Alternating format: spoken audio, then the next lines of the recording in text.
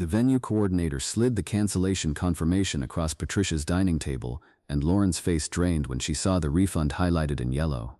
"The wedding isn't happening there," I said. Her mother gasped. Ethan stopped smiling, and Lauren stared at me like I had burned something we both owned. What none of them understood was that I hadn't canceled over one impulsive invitation. I canceled because a message on our wedding planning tablet proved Lauren had counted on me being too invested, too embarrassed, and too weak to say no.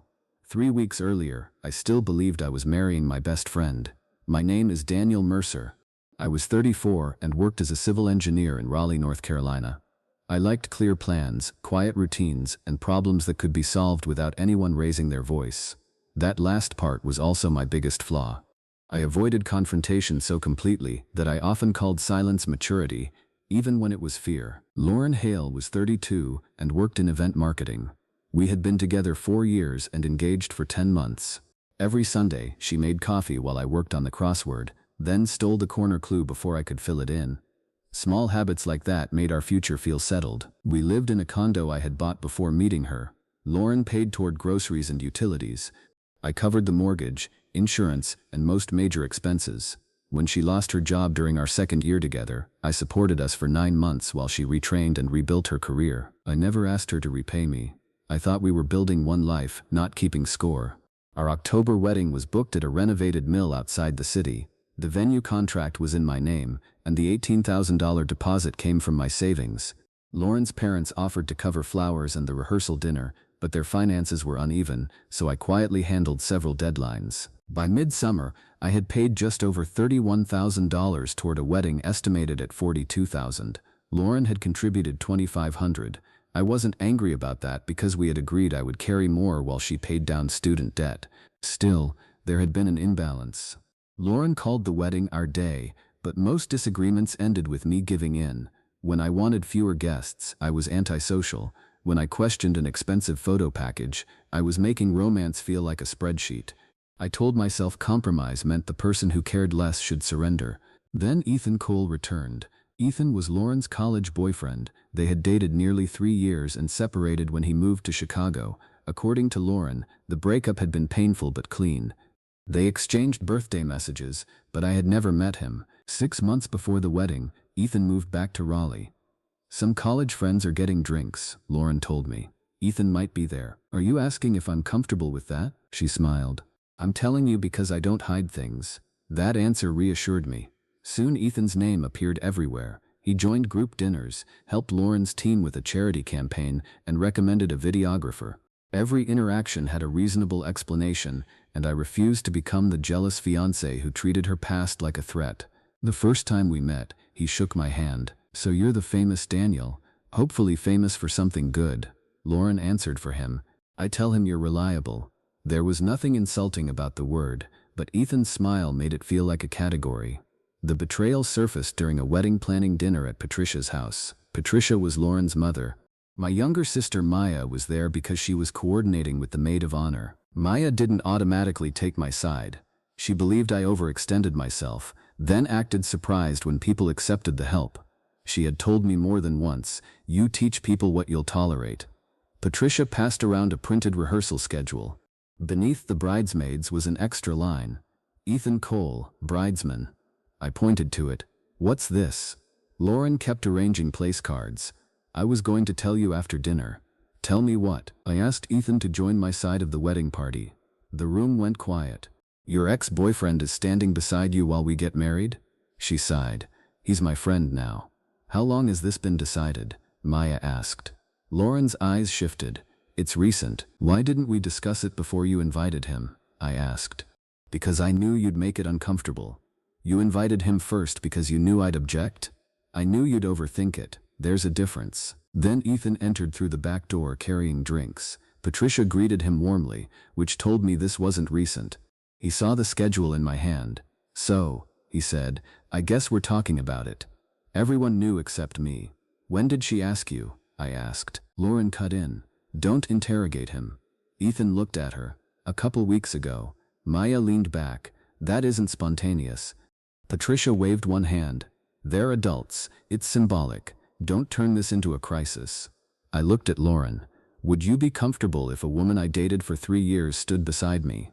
That's different. How? You don't have that kind of friendship with an ex. That doesn't answer the question. Her face hardened. Ethan mattered to me. You're the person I'm marrying. Both things can be true. I said I needed time.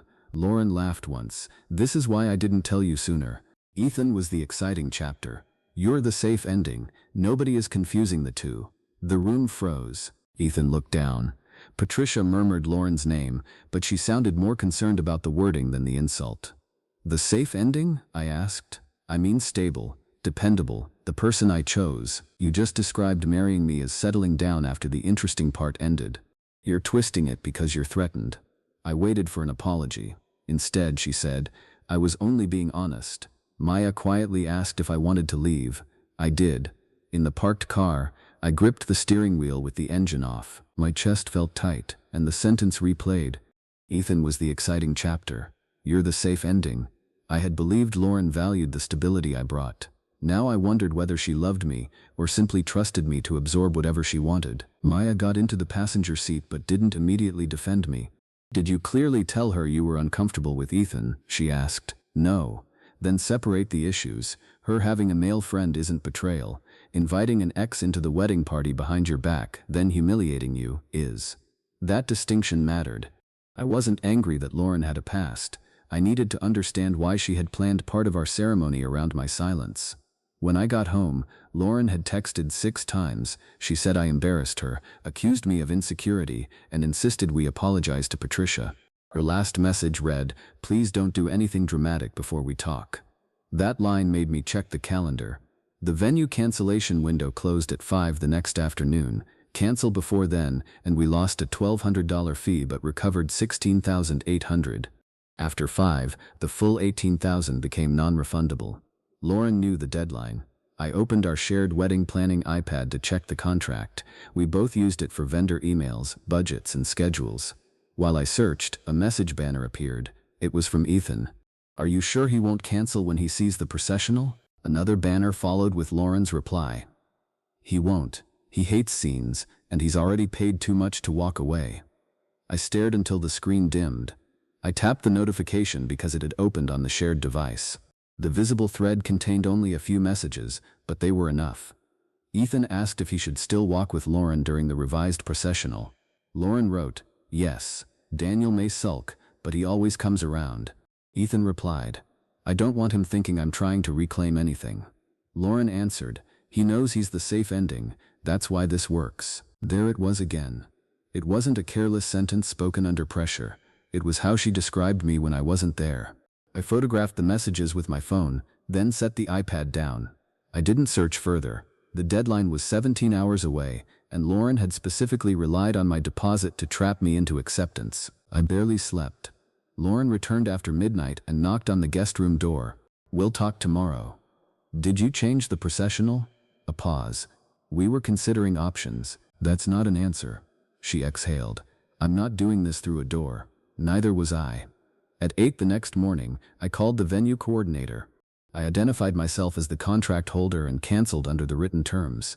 She confirmed there was no second authorized signer, then sent a form. My hand shook when I signed it. At 8:43 a.m., the cancellation was final. The refund would arrive within 7 business days. I felt sick, not triumphant. Part of me still expected Lauren to come downstairs, apologize, and explain how the messages meant something else. Instead, I printed the confirmation and left it beside her coffee mug. She read it twice. "What did you do?" "I canceled the venue." "You canceled our wedding because I invited a friend?" "No. I canceled a contract because you planned to surprise me with your ex in the processional and said I'd accept it because I'd paid too much to leave." Her expression changed. "You read my messages?" "They appeared on our wedding tablet. That's private. The hidden plans were for our wedding." She gripped the counter. "You had no right to make that decision alone. You made the wedding party decision alone. I made the contract decision alone. The safe ending just ended the reservation." For once, Lauren had no quick reply. Then she called me controlling. She said I had humiliated her, wasted money, and weaponized finances because I couldn't handle Ethan's presence. She demanded I reverse the cancellation before the date was released. I refused to reinstate anything until we addressed the secrecy, the messages, and whether we should still be engaged. You're threatening our relationship over one argument, she said. No, the argument exposed the relationship. By noon, Patricia had called 4 times. I answered once. She said I had made an irreversible decision while emotional. I explained that the venue could be rebooked later, but the refund deadline could not be restored after 5. A husband doesn't pull financial support to win a disagreement, she said. A wife doesn't use her fiancé's financial commitment to remove his right to disagree.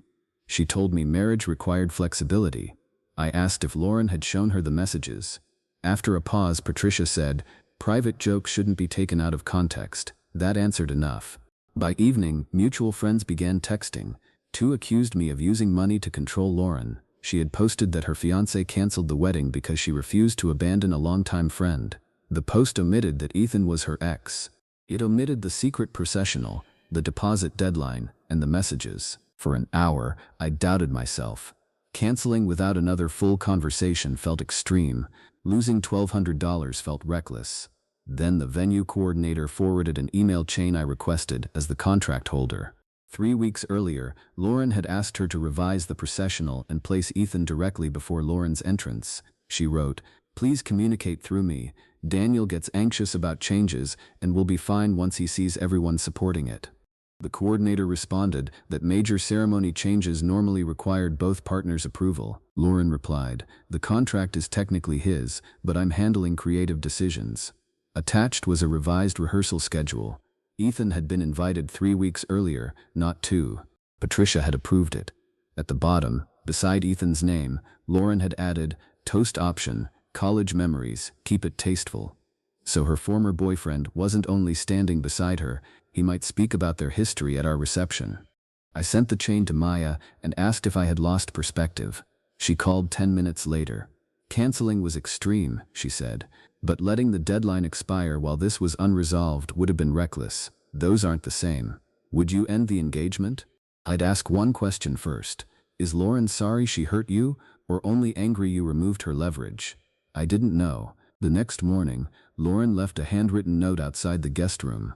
She said she loved me, wedding stress had made her defensive, and Ethan would step down if I restored the venue. For a moment, the note softened me. Then I read it again. There was no apology for hiding the invitation, no acknowledgement of the messages, no answer about the toast. Her offer was conditional: restore the venue, then she would repair what she had done. I asked for several days apart. Since the condo was mine, I offered to stay with Maya or pay for a hotel. Lauren chose Patricia's house. Before leaving, she said, "Everyone thinks you're punishing me. Then show them the full messages." She looked away. After she left, I walked through the condo collecting wedding items I had stopped noticing. A box of invitations sat under the console table. Fabric samples were clipped to the refrigerator. Our seating chart covered half the dining table, with Ethan's name written in Lauren's handwriting near the head table. I peeled the chart up slowly, then stopped when I reached my father's name. He had died 2 years earlier, and we had planned to leave an empty chair for him at the ceremony. That detail broke me. I sat on the kitchen floor holding a piece of tape and cried harder than I had at Patricia's dinner. For 20 minutes, I nearly called the venue to ask whether the date could be restored. I wasn't only losing Lauren, I was losing the version of October I had already pictured. Maya fixing my tie, my father's chair, Lauren walking toward me. Then I saw the printed cancellation deadline beside the invitations. The same calendar date Lauren had counted on was still circled in red. I understood that restoring the venue would not restore the trust. It would only restore her leverage. That weekend, I reviewed the expenses. I wasn't preparing a lawsuit. I needed facts because I had spent years avoiding them. Of the $31,400 I had paid, more than $26,000 was recoverable or transferable. Other non-refundable costs totaled $2,250. Lauren had told friends her family funded most of the wedding. The bank statements and receipts showed otherwise. Maya helped me build a timeline, but she challenged my assumptions. "Do you have proof Lauren was emotionally involved with Ethan?" "No." "Then don't claim that." "Do the messages prove she wanted him back?" "No." "Then the issue is deception and contempt. Stay with what you can prove." On Monday, one of Lauren's bridesmaids messaged me. She had seen Lauren's post and felt the story was incomplete. She attached screenshots from their group chat. Lauren had announced Ethan's role 19 days before the dinner. A bridesmaid asked whether I was okay with it. Lauren replied, "He doesn't love surprises, but once the money is locked, he won't blow up the wedding." Another wrote, "That feels risky." Lauren answered, "Daniel always chooses peace. It's his best quality." The bridesmaid said the toast was Lauren's idea. Ethan had questioned whether it would disrespect me. Lauren replied that I could handle one nostalgic joke. That didn't make Ethan innocent, but it clarified the betrayal. Lauren was using him to stage her past inside our wedding while relying on my money and personality to prevent resistance. The bridesmaid asked me to protect her name.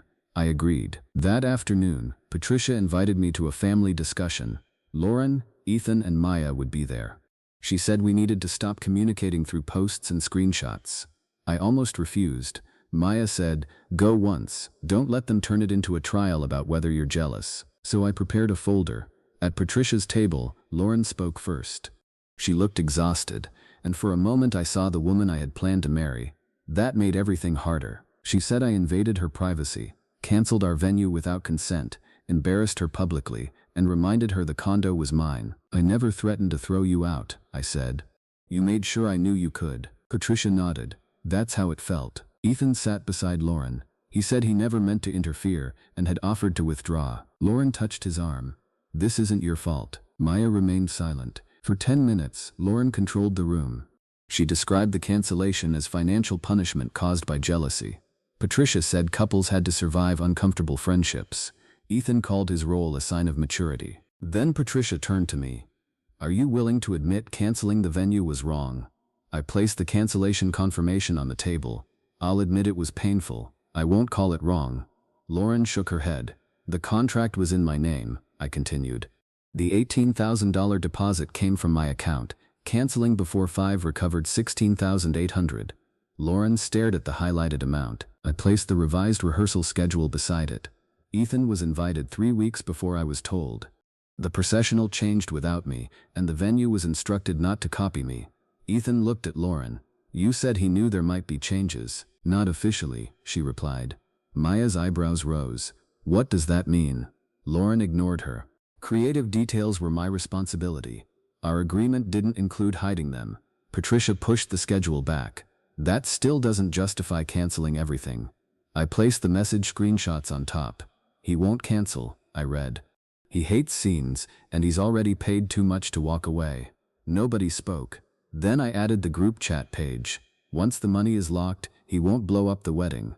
Ethan leaned back. The confidence left his face. Patricia said, "People say careless things when stressed."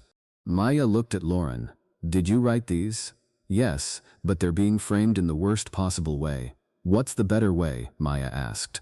Lauren looked at me. "You avoid conflict. I thought you'd be upset, then realize it wasn't worth destroying our wedding." "That isn't compromise," I said. "That's counting on me to surrender." She shifted the subject. "You've always resented that Ethan mattered." "I'm not debating your history, I'm talking about what you planned." Ethan finally spoke. "Lauren, you told me Daniel agreed you could choose your side. I said he trusted me. That's not the same." He looked at me. "I should have asked you," he said. "I knew it was uncomfortable. I didn't know she was hiding all of it." Lauren glared at him. "Don't make me the villain to save yourself." I placed the last page down, the bridesmaid screenshots, with her name removed. They showed Lauren proposed the toast and treated my silence as a tool. Maya read them. "I thought Daniel might have reacted too fast," she said. "He didn't. You were racing the deadline." Patricia complained that private screenshots should never have been shared. "Privacy doesn't erase planning," I said. Lauren stood. "So what do you want? Ethan gone? A public apology? Control over every decision?" I stood too. I wanted a marriage where my trust wasn't treated like a weakness. She started crying. "I chose you." The phrase returned one last time. "Ethan was the exciting chapter. You're the safe ending." "You didn't choose me," I said. "You chose the person you believed would keep paying and stay quiet. I'm not your safe ending anymore." Patricia covered her mouth. Maya looked down. Ethan went still. "Are you ending the engagement?" Lauren asked. "Yes." The word hurt more than I expected. I told Lauren she could collect her belongings from the condo over the next 2 weeks, with Maya present if she preferred. I would continue regular household bills until she moved, but I would not fund another venue, hotel block, or vendor. You're throwing away 4 years over one mistake, Lauren said. The invitation was a mistake. The cover story was a choice. Using the deposit as leverage was a plan. Then I left. The consequences were quieter than the confrontation. Lauren removed her post 2 days later. A few friends apologized after Maya corrected the facts, though some still thought I owed Lauren another chance. Patricia never apologized, but she stopped calling me controlling. Ethan withdrew from the wedding party that no longer existed, and apparently stepped away from Lauren too. I never asked whether they dated. Their relationship was no longer my problem. Lauren moved out 11 days later. She returned the engagement ring with a note saying she hoped I would someday understand that she loved me. I believed she had, in her way. Love simply hadn't stopped her from managing me. After refunds and transferred credits, I lost $3,450. It hurt, but it was cheaper than entering a marriage where every boundary could be delayed until I was too invested to enforce it. The condo felt empty for months. Sunday mornings were worst. I made coffee, opened the crossword, and instinctively left the corner blank. I also began counseling because Lauren had exploited a weakness I helped create. I had confused avoiding conflict with kindness. I taught the person closest to me that I would absorb discomfort to keep the room peaceful. Canceling the venue wasn't revenge. It was the first time I refused to let money, embarrassment, and momentum make a life decision for me. I misunderstood reliability as unconditional surrender. I learned that trust without boundaries doesn't create safety. It creates an opportunity for someone else to decide how much disrespect you'll tolerate. So was I wrong for canceling the venue after my fiancée invited her ex into our wedding party, or should I have waited and given her one final chance? Share your judgment in the comments and subscribe for more original stories.